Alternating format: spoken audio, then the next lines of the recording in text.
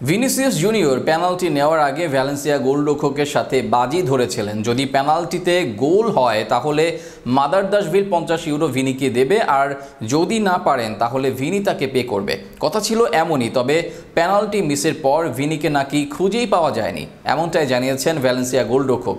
এমনকি সেই অর্থ এখনও তাকে পরিশোধ করেননি ভিনি। ভিনির পেনাল্টি মিস আর বাজির অর্থ ফেরত না দেওয়া নিয়ে বিস্তারিত থাকছে প্রতিবেদনে। পেনাল্টি নেওয়াটা ভুলেই গেলেন কি ভিনিসিয়াস জুনিয়র? এমন অবস্থায় পেনাল্টি নিতে গিয়েই বা বাজি ধরাটা ঠিক হয়েছে এই ব্রাজিলিয়ানের জন্য? তবে বাজি ধরে কিন্তু ঠিকই পস্তাতে হয়েছে ভিনিকে। মিস তো করেছেনই, পরে টাকা দেওয়ার কথা থাকলেও তাকে আর পাওয়া যায়নি। ভ্যালেন্সিয়ার জর্জিয়ান গোলরক্ষক ভিনির বাজিতে জিতেছেন, তবে কথা অনুযায়ী ভিনি তার কথা রাখেননি। লা লিগায় রিয়াল মাদ্রিদ ভ্যালেন্সিয়া ম্যাচে ঘরের মাঠে যে ম্যাচে যোগ করার সময়ে গোল খেয়ে 2-1 ব্যবধানে হেরেছে রিয়াল। ভ্যালেন্সিয়ার জয়ের অন্যতম নায়ক ছিলেন গোলরক্ষক মামারদাশভিলি।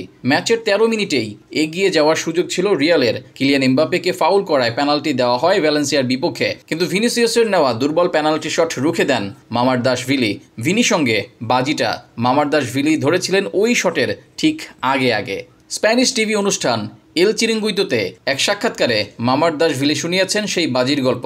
ভিনিসিয়াসের সঙ্গে 50 ইউরোর একটা বাজি ধরেছিলাম। পেনাল্টি ঠিক আগে আমি ভিনিকে বলেছিলাম যদি সে চায় তাহলে আমরা 50 ইউরোতে বাজি ধরতে পারি। গোল হলে আমি 50 ইউরো দিব, না হলে সে আমাকে 50 ইউরো দেবে, আমি জিতেছি বাজি। যাই হোক, মামারদাশভিলি নিজের কৌশলে সফল হয়েছেন।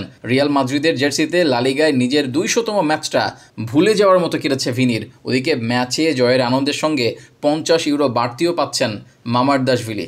ভিনি অবশ্য টাকাটা এখনও দেননি মামারদাশভিলিকে। ওই সাক্ষাৎকারে ভ্যালেন্সিয়ার গোলরক্ষক হাসতে হাসতে বলেছেন, খেলা শেষেই ওরা আমাকে টাকাটা দেওয়ার কথা ছিল, কিন্তু এখন পর্যন্ত কিছুই দেয়নি।